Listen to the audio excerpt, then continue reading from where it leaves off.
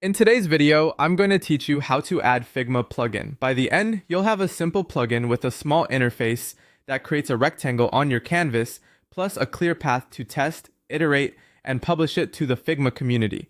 Start inside Figma with any file open. From the top menu, go to Menu, then Plugins, then Development, and choose New Plugin.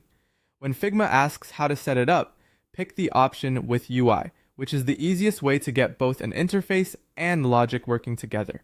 Give your plugin a clear, memorable name. As soon as you confirm, Figma generates a starter project for you, so you don't have to wire everything from scratch. You'll see three important files. The manifest.json describes your plugin's settings and how Figma should load it.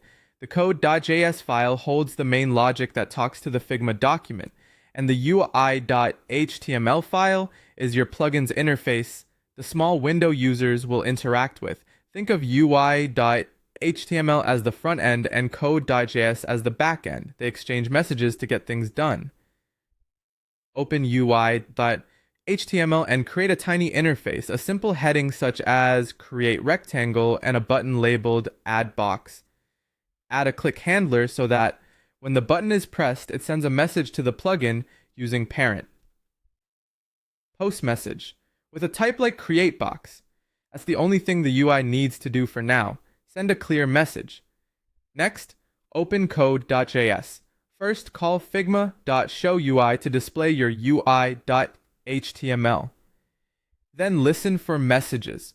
When a message arrives with the type create box, create a rectangle, resize it to something like 200 by 100, give it a solid blue fill, and append it to the current page so it appears on the canvas. That's your first end-to-end action. Click a button, see a shape. To run it, return to Figma and go to Plugins, Development, and select your plugin by name. The UI will pop up. Click Add Box, and a rectangle should appear instantly on the canvas.